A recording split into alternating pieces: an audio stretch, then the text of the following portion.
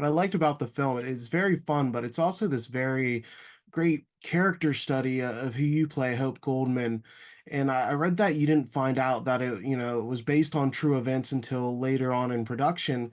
And I feel like that almost helps the movie because you can really just focus on the character and not get beholden to anything. So I wanted to get your thoughts on that.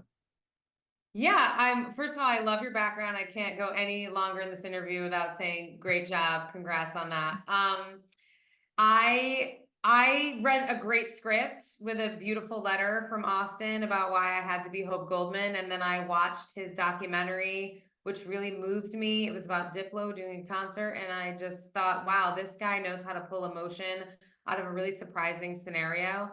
And I loved Hope. I agree. She was super complex, really interesting, fighting for relevance as an aging woman in an industry that prizes beauty and youth and new above all else. I felt very connected to that as a middle-aged woman in Hollywood. And then I thought that the layers of sort of stress and pressure on her that build over the movie and the sense of desperation that she feels to sort of understand what the hell's happening to her and who's out to get her, and that layer of paranoia. I mean, those were all the things that drew me to it.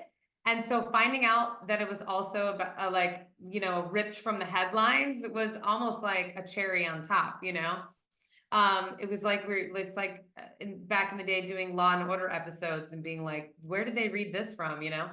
I think it's fun when things have that connection. You know, I liken it to like Cocaine Bear is real, but then also completely fictionalized, you know?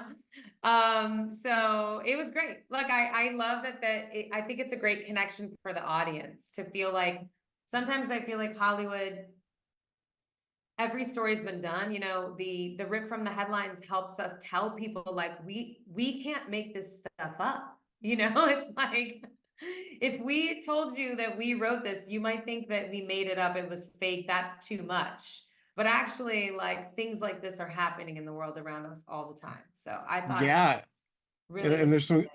there's some great twists here. And what I really like about this film and your performance is you get to play this part of Hope's life, um, where she is somebody that's very much about projecting control and showing so much externally. And she's in this part of her life where she has no control. She is completely losing it. So it's more important, more than ever, to kind of project that. So, what was most interesting about playing that dichotomy there? Because it's really fun.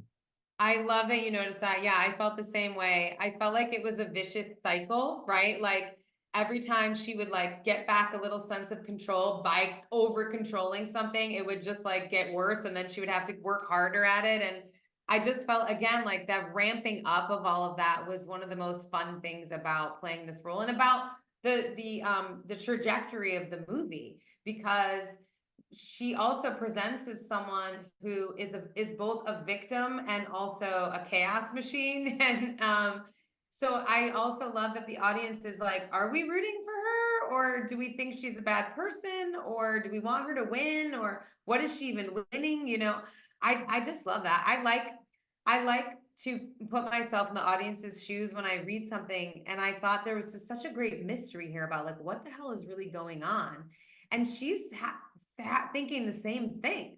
I also think it's really important to mention like the online doxing of this woman and the sort of loss of dignity and control that gives to people. I mean, you know, and it can happen to literally anyone. It recently happened to Taylor Swift. Like, it is so horrifying and shocking that men use this as a tool against women. I think it can't be understated, or sorry, it can't be overstated how much of a shock to her system that is, and how it gets the wheels of paranoia really turning for her. So I love where that falls in the movie, right when she thinks she's got it a little more under control with the email getting hacked.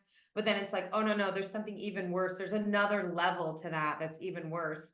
And who wouldn't want to punish the person that did that to you? You know, you would want to punish that person. You would want to find them and you would want to hurt them.